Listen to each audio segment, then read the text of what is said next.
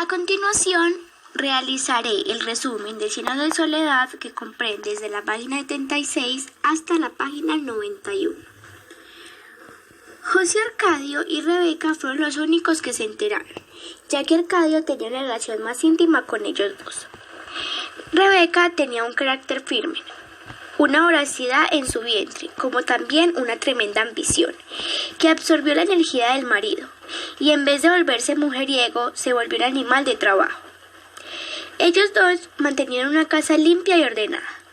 Rebeca se encargaba de todas las mañanas abrir las ventanas, para que entrara el viento de las tumbas que salía por el patio dejando todas las paredes blanqueadas, y los muebles curtidos del salitre. Arcadio fue a visitarlos, puesto que no los veía desde que abandonaron su casa. Por esta razón se le veía cariñoso y familiar. Cuando tomaban el café, Arcadio contó verdaderamente la razón de su visita. Él había recibido una carta de denuncia hacia José Arcadio. Se había dicho que él divagaba por tierras contiguas, derribando cercas y arrasando con ranchos. De las tierras que no se apoderaba era debido a que no le interesaban, porque no eran predios del contorno.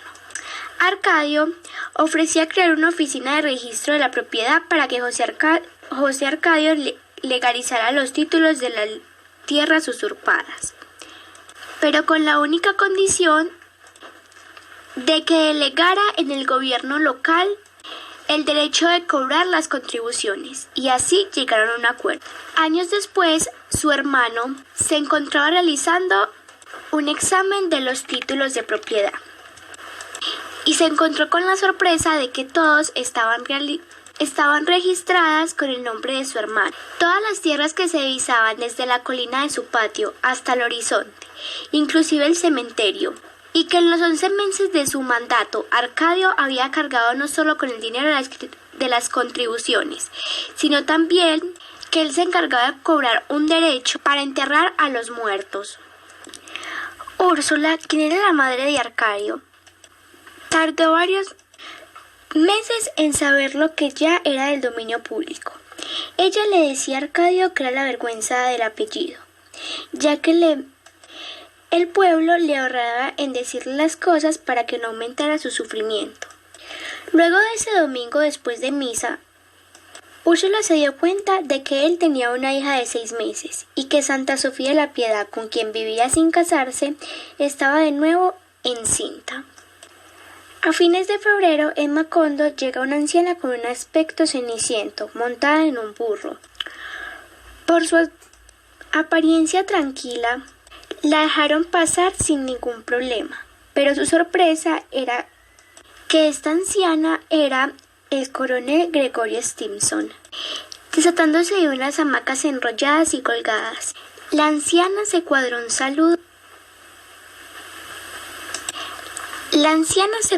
con un saludo militar antes de identificarse y dijo: «Soy el coronel Gregorio Stimson».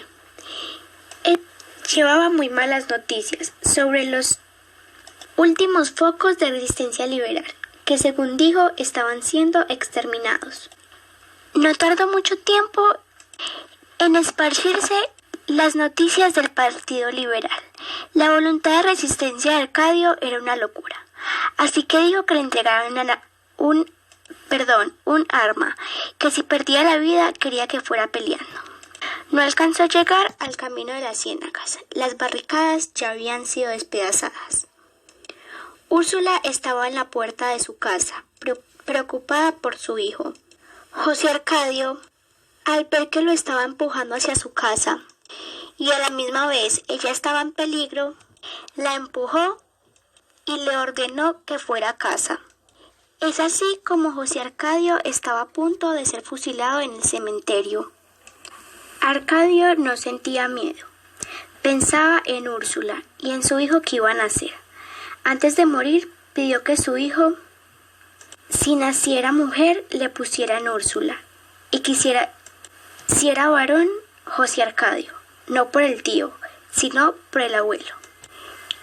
Y sus últimos minutos antes de suicidarse, de que lo fusilaran, sacó el pecho, levantó la cabeza y gritó: «¡Cabrones!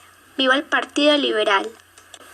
Luego de todo esto, la guerra termina en mayo. El coronel Aureliano Buendía cae preso cuando está a punto de alcanzar la frontera occidental disfrazado de hechicero indígena. Úrsula escuchó la voz de su hijo muy cerca al oído. La noticia de la captura fue dada en Macondo. Ella se alegró ya que se enteró de que su hijo estaba vivo. El coronel Aureliano Buendía había sido condenado a muerte y la sentencia sería ejecutada en Macondo. El lunes a las 10:20 de la mañana traían a Aureliano. Al atardecer, Úrsula visitó al coronel Aureliano Buendía. Como había órdenes de que a los presos condenados a muerte no se le podía permitir visitas, solo le dieron 15 minutos. Úrsula mostró el envoltorio. Allí llevaba una muda de ropa limpia que fue cuando se casó, un dulce de leche y también un revólver escondido. Cuando entró, encontró a Aureliano Buendía extendido con los brazos abiertos en un catre, ya que sus axilas se habían llenado de golondrinos. Ellos se pusieron a hablar sobre los pormenores de la casa, como el suicidio de Pietro Crespi, el fusilamiento de Arcadio, la impavidez de José Arcadio Buendía bajo el castaño. También sabía que Amaranta había consagrado su viudez de virgen para la crianza de Aureliano José. Ambos ya sabían lo que se esperaban en la conversación. Los dos tenían preparadas preguntas también como respuestas. Cuando el centinela avisó que ya la visita había acabado, Aureliano le entregó un rollo de papeles sudados que sacó debajo de su catre. Eran sus versos, en los cuales estaban inspirados por Remedio. Ella antes de salir le dijo que se pusiera piedras calientes en los golondrinos. Cuando Úrsula se dio la vuelta, José Arcadio se quedó de pie mientras cerraban la puerta, muy pensativo. Empezó a recordar el principio de su adolescencia, cuando empezó a ser consciente de sus presagios. Pensó que la muerte había de anunciarse con una señal definida e inequívoca, pero que le faltaban muy pocas horas para morir, y la señal no llegaba. Arcadio, como última voluntad, pidió que la sentencia se cumpliera en Macondo. Todos tenían miedo de ejecutar la sentencia hacia Arcadio, ya que esto podría traer graves consecuencias políticas, pero no solo en Macondo, sino en todo el ámbito de la Siena. Así que decidieron consultar con las autoridades de la capital provincial. A Roque Carnicero fue el encargado de ejecutar a Arcadio. Las mujeres no se querían acostar con Roque Carnicero, puesto que le decían que no se querían acostar con un hombre que sabe que se va a morir. La ejecución sí o sí tenía que cumplirse en 24 horas, así que los militares decidieron meter papeles a una gorra, y entre esos papeles salió el nombre de Roque Carnicero. Y así fue como eligieron a Roque Carnicero para ejecutar a Arcadio. A las 5 de la mañana despertaron a José Arcadio.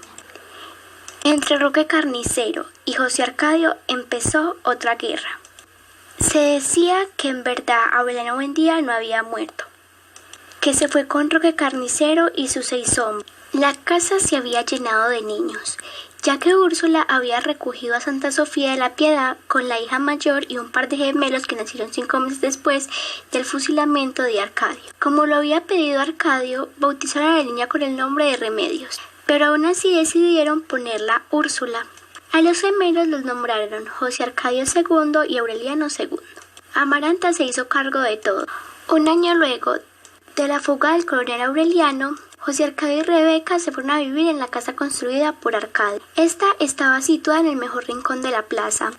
Rebeca había reanudado las sesiones de bordado con sus amigas, que se interrumpieron años atrás en el corredor de Las Vegas. José Arcadio todas las tardes se le veía regresar con su caballo, con sus perros montunos y su escopeta de 2 cañas, y un saltar de conejos. En una tarde de septiembre, ante la amenaza de una tormenta, regresó a casa más temprano de lo usual.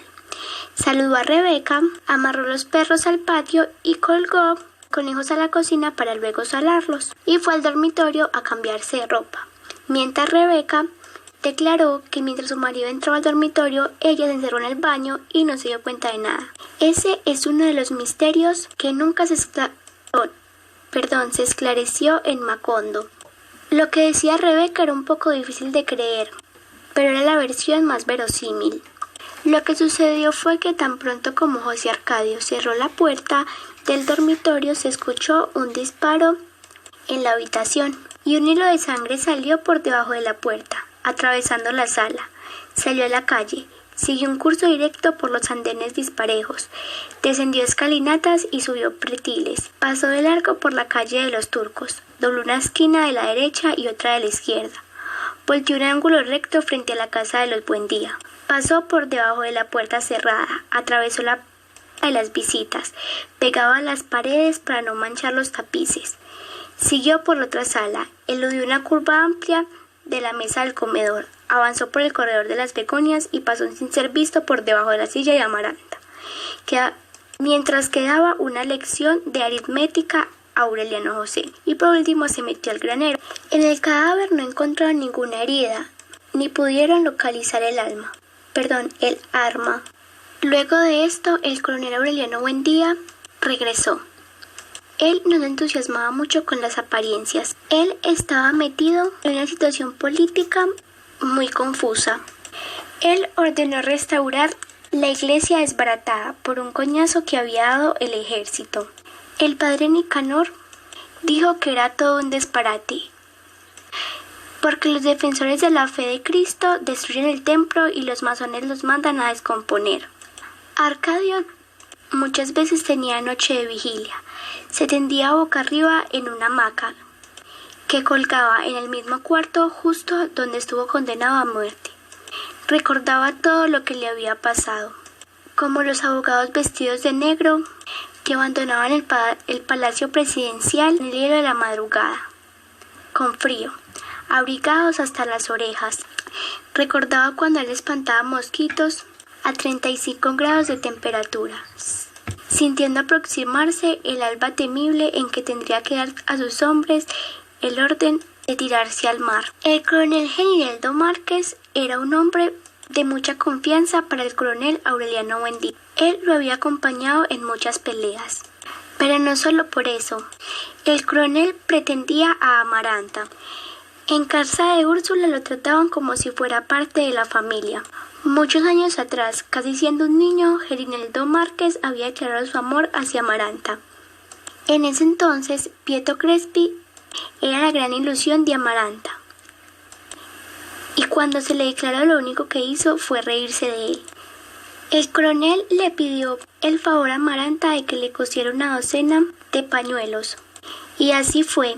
Al cabo de una semana, Amaranta le llevó a la cárcel una docena de pañuelos bordados, junto con un dinero, y se quedaron varias horas hablando del pasado. Y él le dijo: cuando salga de aquí me casaré contigo. Úrsula quería que se casara con Genireldo, pero Amaranta reaccionó con disgusto, pues ella decía que ella no andaba casando hombres. Genireldo siempre fue muy especial con Amaranta. Por las tardes se quedaba jugando damas chinas con ella. De nuevo, el coronel Genireldo Márquez reiteró su voluntad de casarse, pero ella de nuevo lo rechazó, porque le dijo que no se casaría con nadie, y menos con él, ya que quería tanto a Aureliano que se iba a casar con ella porque no se podía casar con él.